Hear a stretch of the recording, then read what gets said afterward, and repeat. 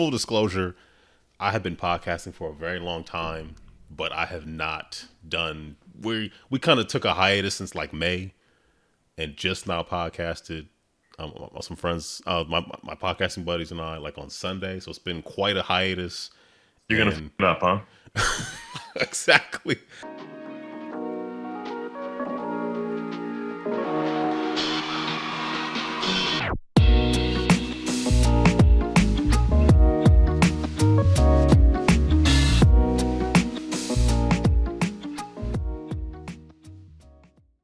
My name is Aaron, and I'm interviewing Clarence and Ashwin, who just released a game called The Wolves with Pandasaurus. Is that correct? That's correct. So I'm kind of skipping steps. Let's jump in and find out who we're talking to. Let's hear from Clarence here. Tell us a little bit about yourself, and we'll hear from Ashwin after you're done. Sure. Yeah. So I'm Clarence Simpson. I am a game designer out of North Carolina, and like you just said, I'm a co-designer on this game that was just released, The Wolves. I have one other published design, Merchants of Magic. Been and a couple others on the way. I've been doing this since 2019, so not super long, but yeah, it's been fun so far. He would do this since 2019. That's impressive. Like, I have two games out there with big publishers, but it's all the day's work. It's what I do. That's good. That's impressive. I got to say, that's all right. What we call in the industry Clarence's humble beginnings. He is quite humble. Yeah. I'm sorry, Ashwin. Please, let's. I want to hear all about you. I met you 5 minutes ago, and I've been rambling before we started. So please let me hear all about you. Well, my name's Ashwin, and that's really all you got to know. Okay, I'm writing that down, Ashwin. Yeah, I mean, I just started up around the same time in 2019, and I have half the amount of games as Clarence. That's still impressive. If you have a game with a large publisher and you've only been doing it for a couple of years, that's a lot of people's dreams, is to have anything close to that. So that's what's up, I gotta say. Yeah, real talk, it's been a dream. The whole process of this with Clarence and leading up to you, it all leads up to you, Aaron. And it's been a dream. This is when the dream just starts to just take a little bit of a dip. Wait a minute. There are peaks and valleys in dreams too. There are peaks and valleys. Certainly. So I just have just a couple of questions I just wanted to just ask you guys while I have you here. And Ashwin, let's start with you. Where did your game design journey begin? Yeah, I think it's a pretty cool story. I moved to Seattle. It doesn't matter from where, but those who are curious, from San Diego. Okay, write that down, San Diego. And I didn't really have anyone, right? You mid-30s, millennial or whatever, just trying to find himself and try to find people to be with. So I just found board gamers and played a ton of games with a variety of people. But and it was great and everything. But then, I did like a Magic draft one night, and Emma Larkins of Emma Larkins fame was there and kind of just talked about a board game design group. And I knew nothing of it other than I hit accept and joined a year later. So thank you, Emma, for that, because I joined 365 days after that encounter. It took me a while to kind of get over like the humps of like what it is. And it was entertaining because I felt anxious. I didn't know what I was expecting, and it was the best day of my life because I found my people. I found the people that I've been looking for 30 odd years. And I came every week until COVID, literally every week. And it was a highlight of my week. And maybe the first 2.5 months were just me playtesting their games and just being high octane, high energy, excited for their projects. This is my first time getting kind of critical feedback on games before, right? And then like one person was like, "Where's your game? What are you doing here?" And helping you. I was like, "Oh crap, yeah." So now I have to perform. Now I have to show up with something. And I showed up with like, I don't know, Azul. And I was like, "Hey, look at this game that I'm looking at." Anyways, that was a joke, but Yeah, it was pretty much right there. It was like, mid-September, and someone forwarded me a tweet about the mentorship program, and I signed up for the mentorship program. So bang, bang, didn't know what I was doing, got into game design by buying a book, joining a Facebook group, meeting every week, and signing up for a mentorship program. And it was just all sale, all sales. I don't know what that expression is. I just went with the energy that it was given to me. What was the book? It was part of this package called the white box, and I don't remember exactly what the title of the book was, but it was like a bunch of essays or a bunch of kind of short little chapters or excerpts of game design, and had little like tiddlywink components and little meeples and cubes and stuff. Play with them, find something out about them, and there you go. Wow. Okay. that. Okay, the fact that you said it was a year later makes it even that much more impressive. It's like, yeah, I'll figure this thing out, and then a year later you did, and wow, Yeah. that's all right. So I'm assuming you met Emma. I'm assuming this is post Abandoned Artichokes, right? I'm thinking. No, this is before Abandon All Our Jokes. Oh, Kind of right before, like she'd already kind of had it signed, or they had already had it signed and everything, and it was just like a matter of time before it was out. But yeah, Wow. Okay. That's all right. That's all right. I made it all up. You made it all. You had me convinced. Clarence, how about you? How did your game design journey begin? Yeah, I mean, so I thinking back, I think I had kind of game design curiosity even back as a kid. So like I grew up with some, board games around the house, even some more complicated ones. But I remember being like in middle school, and my dad had bought a Dungeons and Dragons set, and we never bought any of the adventure modules or anything like that. It was just like, here's the rules, here's how you design an adventure, and so we would like design dungeons for each other to crawl through and fight stuff and whatever. And that's kind of like that's board game design there, right? Like you're crafting experiences for people.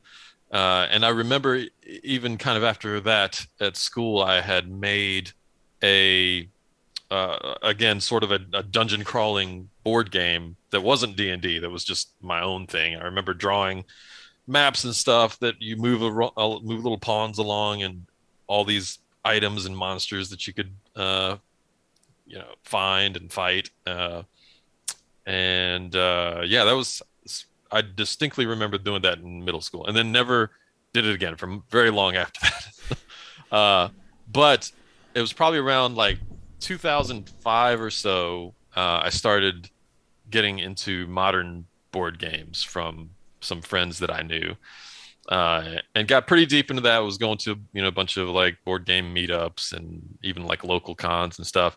I remember going to Board Game Geek in 2009 and seeing a banner ad for the Game Crafter. And then I was like, ooh, what's this all about? Like, so I can just go to this website and make a game and talk to other people that are making games, and it's print on demand, and I can just like push a button and get sent this game that I made.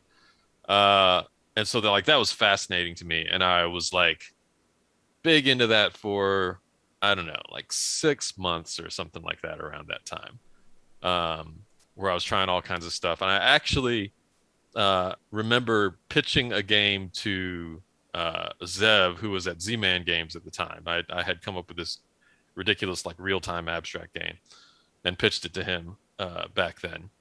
And he's like, no, we're not really interested in that right now. He actually responded. But I remember thinking like, oh, maybe this is harder than I thought it was going to be. Maybe I don't really know what I'm doing. It was a weird kind of situation, I guess. And so I just kind of, again, left it alone for another 10 years till 2019, when I was at a local con. What's that? We got a one-upper over here. 1 year, 10 years. full decade. Yeah. So yeah, 2019, I went to a local con, and the game designers of North Carolina had a table or several tables at this con where several of them were there, and they had their prototypes, and they had like a pile of games where they said, "Hey, if you come play test this prototype, you get a chance to win this pile of games." I'm like, sure, I like free games. I started play testing them, and talking to Matt Haberfeld, who was the guy that was there, and he was telling me all about the group and everything, and about how there's this local group that basically just meets every week, and people bring their own crazy little prototypes and test each other's games, and there's people in the group that have gotten published games like out on store shelves and stuff like that. And I couldn't believe that. I was like, that was the first thing that made me think that, hey, maybe this is something that I can do too, that there's people here that are just normal people that I can talk to, can go have meetings with, and learn about their journey, how they got stuff out on the store shelves. So I started going to those meetings, listening to tons of podcasts and stuff like that, and yeah, it was a roller coaster ride after that. Okay. So, all right. So how did you two meet each other in order to start working on the Wolves? I have no idea, Clarence. No, actually, you were I gonna- want to hear from you, Ashwin. I want to hear your take on this. Yeah, this is a pretty heartfelt moment. I'm gonna dry my eyes here for a second. I don't know. We met through said mentorship program. Oh, okay. Clarence was my mentor. I think I did absolutely nothing for 3.5 months, Okay. Did you know But this? Okay. but we vibed. We connected pretty strongly, formed a little kinship, and maintained relations over the course of what became the pandemic. I was actually excited to go to Proto ATL in March of 2020, had my plane ticket ready to go, and it was canceled. Yeah. And a couple months after, I'm still kind of by myself, twiddling my thumbs, doing literally nothing, but having ideas because they're so easy to have. Not doing anything. And Clarence, the savior and the saint, messages me saying, "You up?"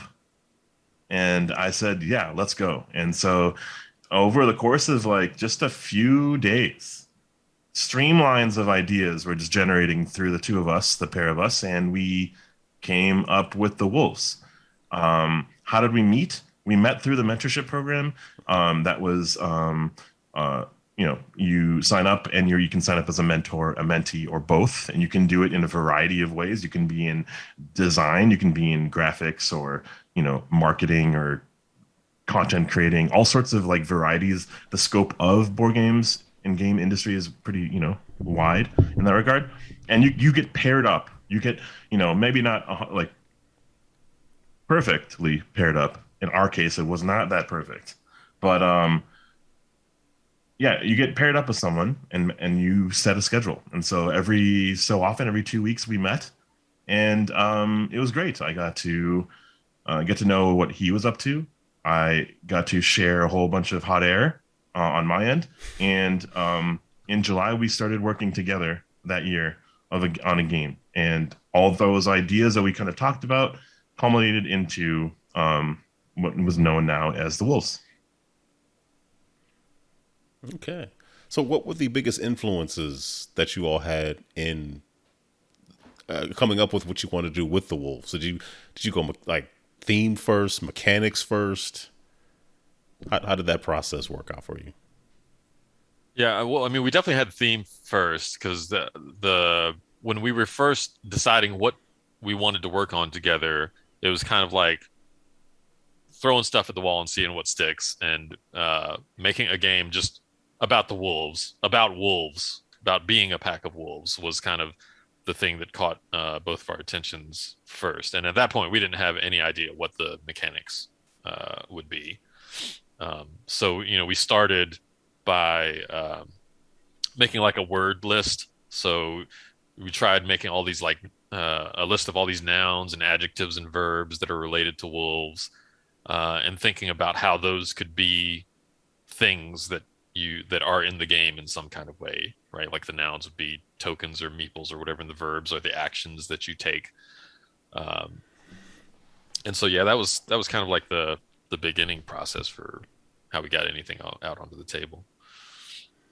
Okay. So does anybody have a particular affinity for wolves, or just seem like, okay, wolves, up to the, running in packs and, you know, hunting and all that kind of stuff? Or Yeah, well, we're all wolves in some sort of shape or manner. I think I have a pretty strong affinity for wolves. I remember, growing up, going to the zoo, little Como Zoo, shout out Minneapolis, St. Paul, actually. And there's a little Timberwolf exhibit there. Little, like, here's this like little large space where Timberwolves may or may not be. You can park your car right next to the cage, like right next to the fenced off area.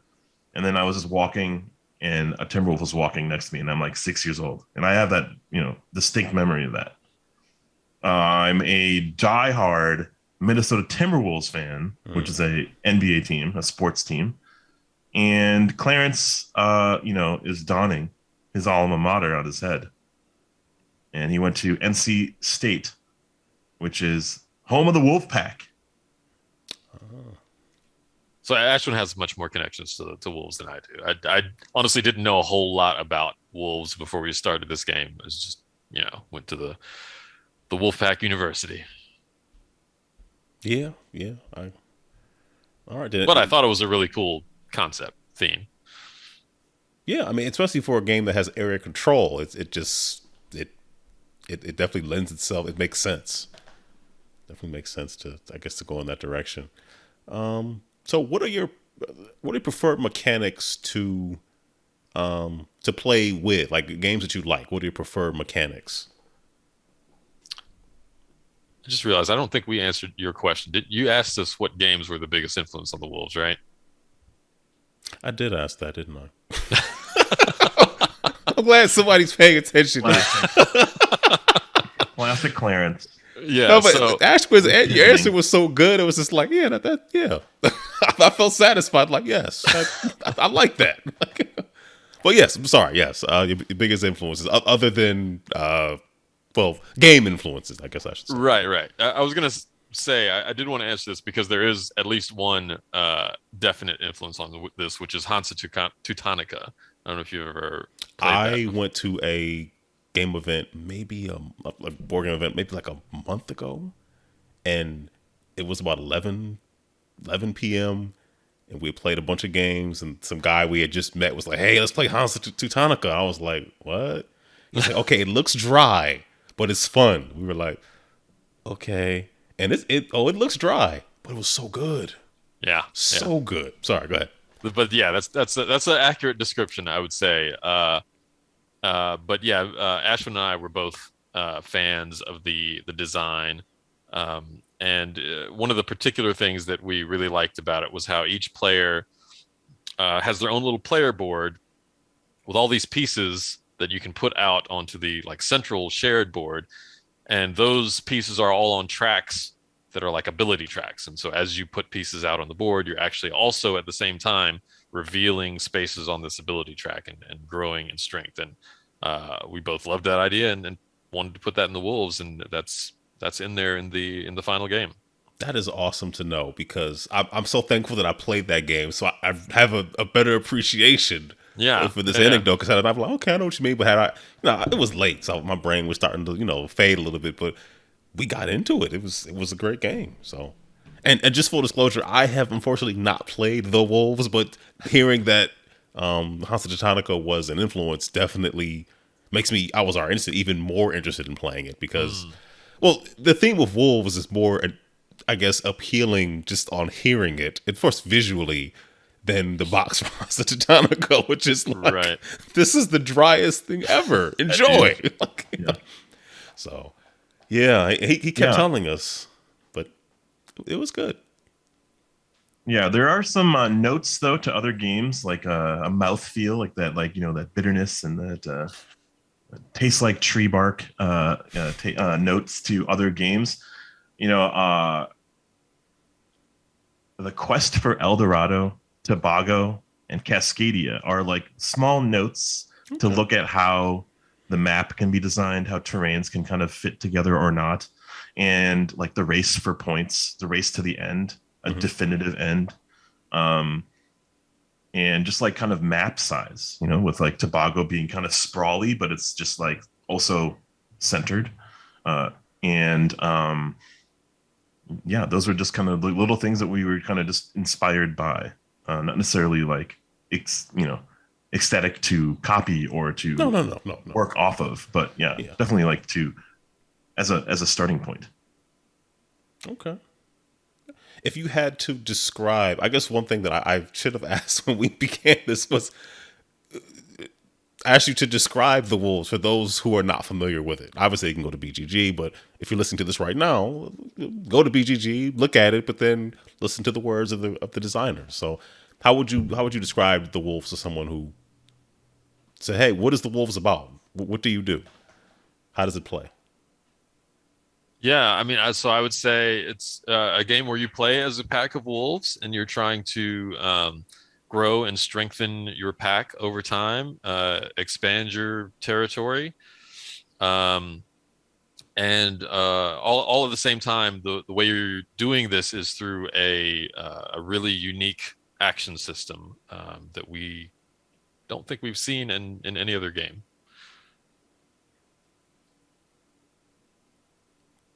Could you describe the action system a little bit? Sure, sure. So the shared board of the wolves is a hex grid, and there's 5 different types of terrain on it. So there's like, grassland, forest, rocky terrain, and stuff like that. And so every player has a set of terrain tiles, small terrain tiles in front of them that show one type of terrain on one side and another type of terrain on the back side. And so to do anything in the game, you have to flip over a number of tiles that match the terrain where you want to do something. So like if you want to move to the forest, you have to have a forest tile showing on your board and you have to flip it over. That's like the cost of that move action. Or if you want to build a den on a forest, you actually have to have 2 forest tiles showing and you have to flip both of those over. And then they show 2 different types of terrain on there. So there's this everything you do kind of affects the next thing you can do. So there's a lot of kind of like interesting planning for if you can't do something right now, what can I do so that I will be able to do it? That sort of stuff. Okay.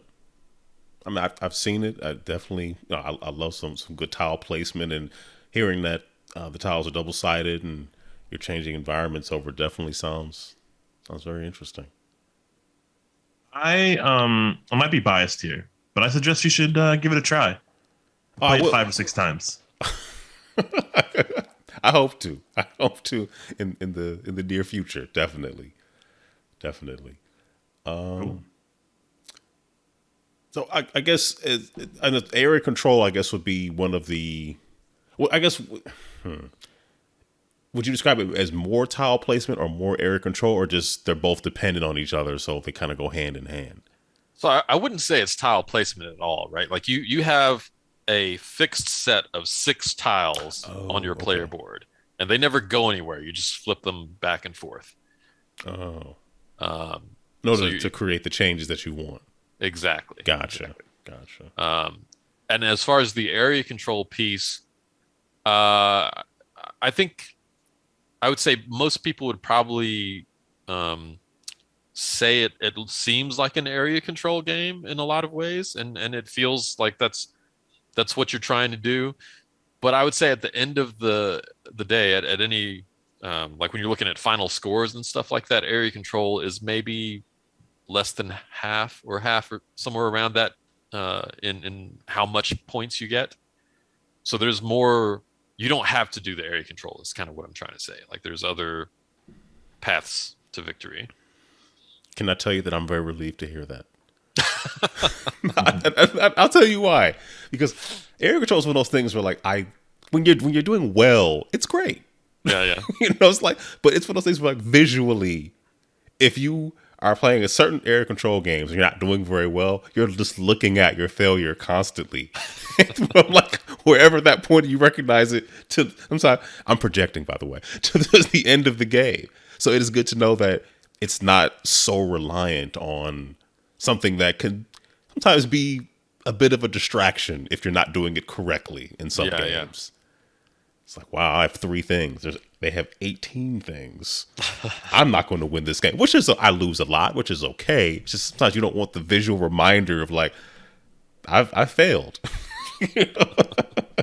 So that's definitely good to know that it's not so dependent upon just the area control piece.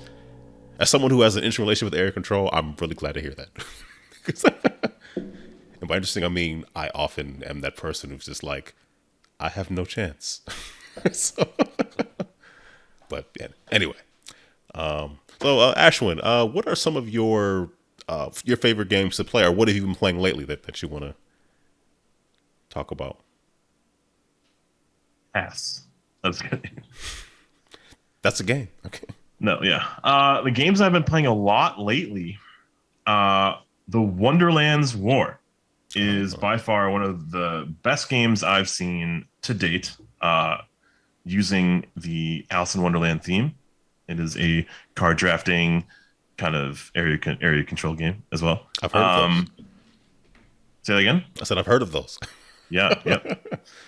I love player interaction. I love player engagement. I love stories and experiences and memorable turns and moments in games that, like, spark joy, frustration, or everywhere in between.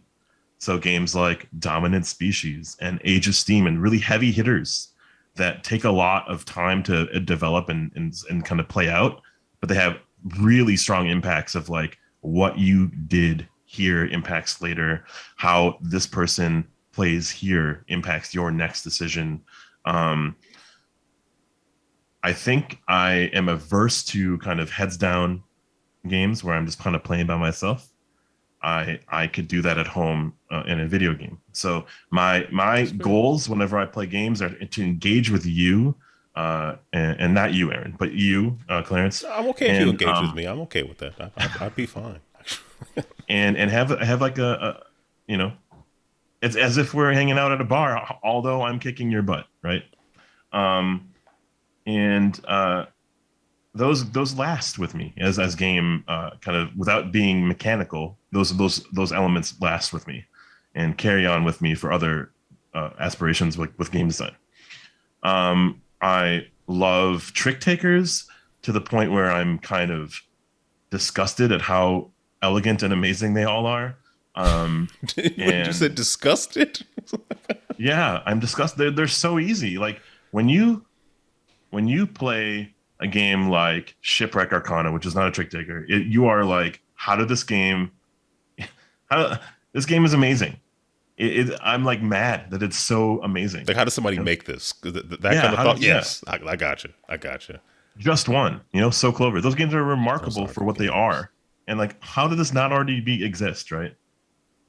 So, trick takers. There's so many trick takers out there, but each new game that comes out is like breathing a whole lot of life into this really like small sect of card games, of board games, of like games, right? So, I don't know.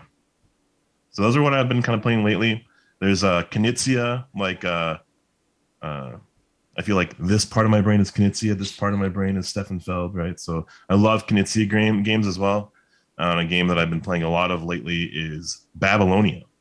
I've played and that's also kind of like area. You're kind of reaching for points, and over the course of a small little area, islands, essentially. So, yep. Okay. How about you, Clarence? What have you been playing as of late, or games you prefer to play? Yeah, I mean, I don't have, I don't get to put as much new stuff on the table as Ashwin does. A lot of my time playing games these days is a lot of times, playing prototypes of other designers at meetings and stuff. It's a little harder to get stuff to hit the table at my house, although I have Yeah, I have been able to convince my kids recently to play Machikoro Legacy. So we have been going through that campaign, um, and that's been fun. Although I think we're all getting a little bit bored of it, even though we're pretty close to the end. Um, my oldest has really been into Memoir 44 lately. We've been playing a bunch of that. Um, what else? I've played a bit of this game called Break the Code on Board Game Arena, which is a pretty fun little deduction game that I've been enjoying. Um, yeah, I don't know. That might be about it for recent stuff for me.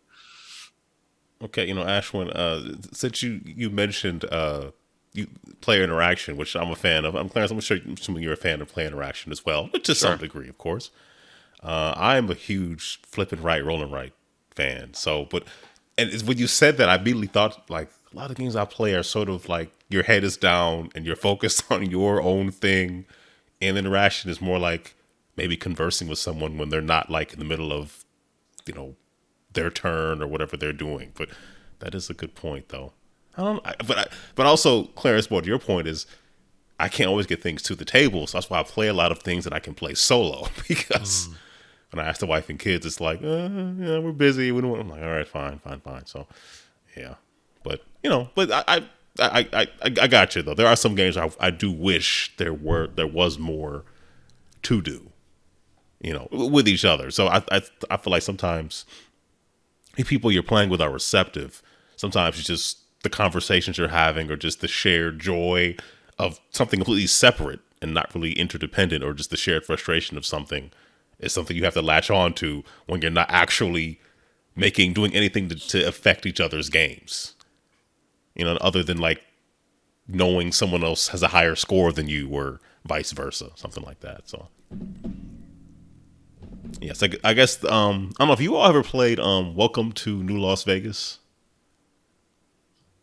Welcome to, you ever played the first Welcome to? Uh, Nope, I not really. know how to play it. I can't remember if I ever actually played it or not, but I've read the rule book. Okay, I got introduced to Welcome to New Las Vegas yesterday, having played Welcome to, and then having played the third in the series, Welcome to the Moon. Very good games, but Vegas, it just felt like it's one of those games where somebody explains it to you, and you're hearing the words that they're saying, but you're not really putting it all together. It's just like you do this and then that and that and then this, and you're just okay, you know. But I've been enjoying some of that on Beat. BJ is at sort of a renaissance. Like I was on it a lot, maybe year and a half ago, and then as I was able to go out and play with more people in person, I kind of fell back on it. But now I'm playing people in person and playing a lot of asynchronous games with people on BGA, and it's been fantastic because they've added so many things up there. It's crazy. It's very impressive. That's great. Yeah. What do you play on BGA, Ashwin? I think I've logged on to it once or twice. I played Patchwork on it, and Good lost to choice. Randy. Shakes fist at Randy.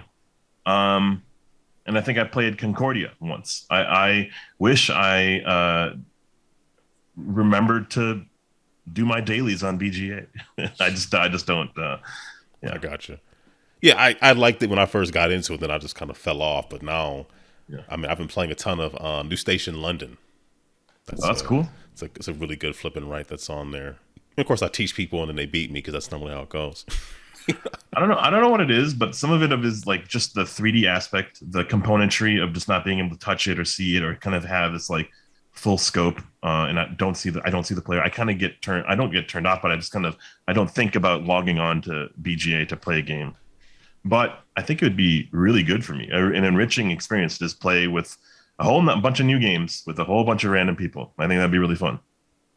Okay, you can expect me to fully cajole you into playing something with me on BGA. I mean, let's make it happen. That'd be great. So are you, Aaron? Are you big into like all the ranked games and what is the what do they No, call it? The arena mode and all that? no, I play for fun. Okay. I don't, yeah, just for fun.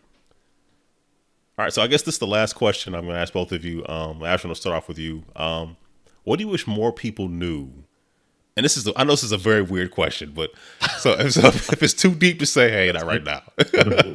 What should people know more about? Yeah, what should more people knew about players and game designers now that you've been playing, now you're a designer. You know, what do you wish more people knew about the process of making a game? This can be a hour-long answer. It probably could be. I'll try to be short. And I'll talk about it in like phases of my life, or like current self, past self type of situation here. Well, my multiverse self would say play literally all the games. Just constantly be playing games. Play board games, RPGs, card games, trick takers, trivia games, party games, drinking games, literally everything. Watch sports. Why is it entertaining? Why is it a game? Like, why does this thing exist? You know, what makes chess and checkers and Go like disgustingly popular and, you know, replayable, and there's the same pieces. Why are they abstract? Play abstract games, right? Bring a notepad, take notes, take little checkpoints of like why these things matter to this game, and your answers are your answers, and use that to fuel new ideas or new inspirations. I would also say, so then it doesn't just become like this fish tank or this like group think tank, play with new people every time. Like play with 1,000 different people. I know it's gonna be impossible, but pretend, like make it up just so you can like answer my question here. But like just, you know, play with all the people that you can. Find groups if you can. Play at your local, you know, FLGS, and find different people to play different games with, because you'll find out that your tastes are different than other people's tastes, and other people's tastes might influence your new tastes. Like now, all of a sudden, I really like two-player games. My past self, I wish I knew this as I started. There's this like trio of people, the Johnnies, the Timmies, there's Spikes, right? These are some types of players that play Magic, right? I don't know if you've heard it before, but the people that are just there to have a good time, people that are there to kind of like create this crazy deck that's just, you know, super powerful, but in this weird niche. And then there's Spike, who wants to win at all costs and will stop at nothing to win. There's actually also your grandmother, Mabel. There's also your cousin, Vinny, and your like niece, Sarah, who've like never played games or need to teach their grandson a game, or, you know, your cousin in college, and they're playing with this, you know, their friends and their games.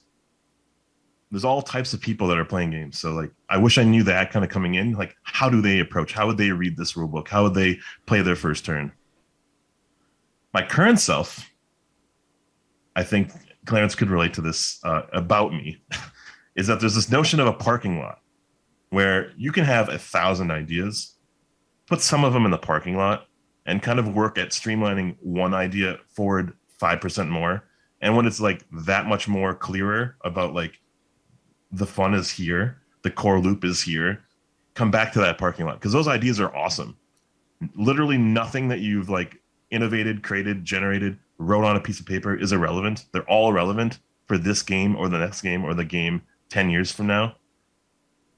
So come back to those, and actually come back to those often, and like kind of like see if it fits here or not, and add to that parking lot, because apparently parking lots are endless.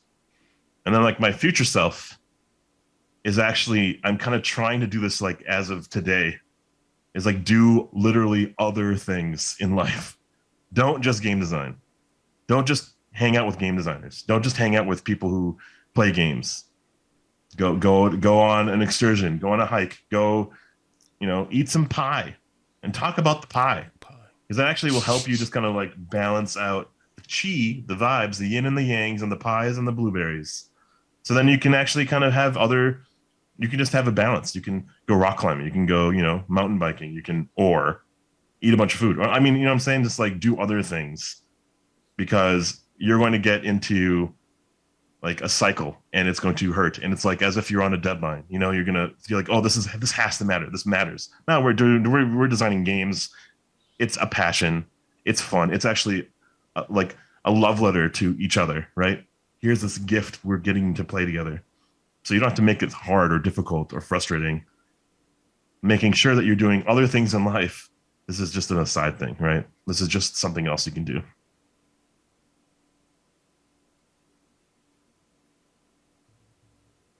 End sentence. All right, that was Clarence. I don't envy you having to follow that up. Yeah, I mean, that's all good advice. I'm not Some gonna. jewels were dropped. Right, right. I was just gonna say something, kind of like in the big picture sense, is that if you're somebody who's interested in game design, that you can do it. That it's more accessible than you think it is, right? That like this is something that I wished I had known sooner. Like the group, the Game Designers of North Carolina, had been there for years before I knew it existed. And so those kinds of resources are out there to help people that are interested in game design. There's tons and tons of podcasts and YouTube channels. There's, I mean, even especially now after the pandemic, there's all kinds of online stuff too, online playtest groups and Discord groups, and I mean, it's a great time to get into game design with all these resources out there. And yeah, I'd say just go for it. Having more ideas in our industry is a good thing. Definitely. Come from as many different people as possible. That's what makes it good. I'm going to add also, Clarence did something pretty remarkable 4 years or whatever it was for me, right? He joined up and signed up for the mentorship program, right? As a mentor. And I'm this headless chicken who didn't do, who doesn't know what the heck he's doing. Finding Clarence was a boon to my progression here.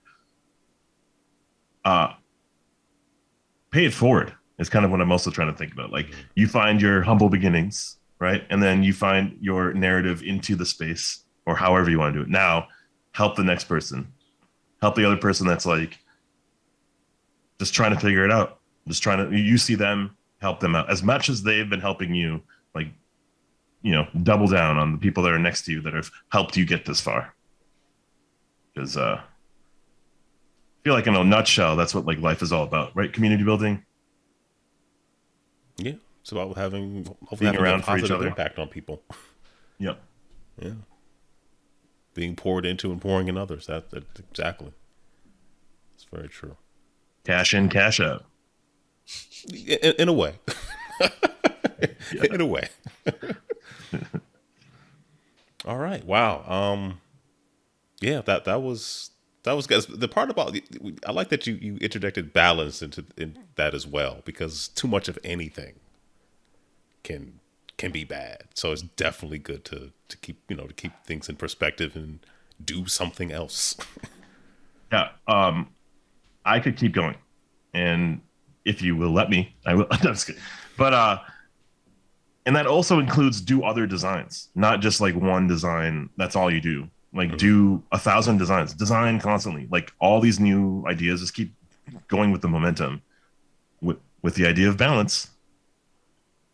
Yeah. If you stick with it long enough, something should come out on the other end. That's true. I have ideas, but I don't think I'm a designer. I just have ideas, and I like write them down, and I go, yeah, I don't have time for that. All right, well, I'll check with you next week. Okay, do that. Because it's funny. I did tell somebody about that. They are a designer, and they do ask me periodically, "Hey, how's that thing going?" I'm like, "What thing?" I think you told me about. I think I haven't done anything with. It's fine. I don't know. We'll see what happens. I've just tried to get enough energy to just do the content creation part of it, which I don't know. We'll figure it all out. But anyway, it has been wonderful to talk to both of you and hear about your individual and your joint journeys in this this board game sphere. I guess I'll call it. So, any shout outs or anything you want to plug on the way out, or?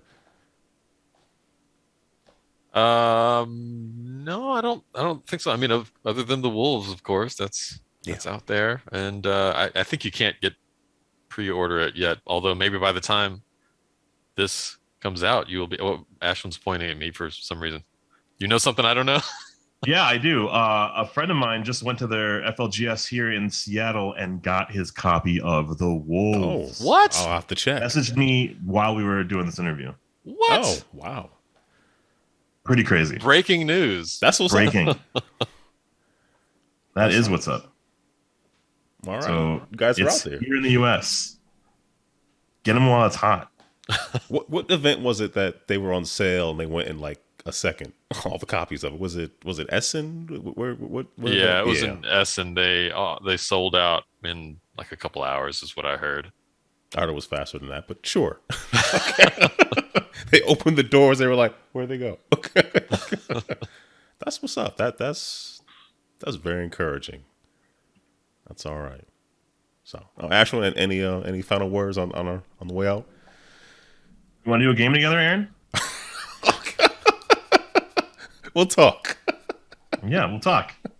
Yeah, you can follow us on Twitter at Stoic Hamster. That's Clarence, and I'm Board Game Gee. That's my professional moniker, at least. And yeah, hopefully more to come from us and from you. Like, I am enjoying this experience of like getting to chat with you and getting to know people out there in the content sphere. It sucks that it took this to have us meet, but now there's now we've met. Now we can kick each other's butt on board BGA. That's what I like to hear, especially if it's me kicking. But anyway, yeah, that's what I like to hear. All right, we're gonna get out of here, and yeah, everybody stay creative, stay balanced. Till the next time. Ooh, I like that. Ooh, I just made that up. I have no. I might have to write that down.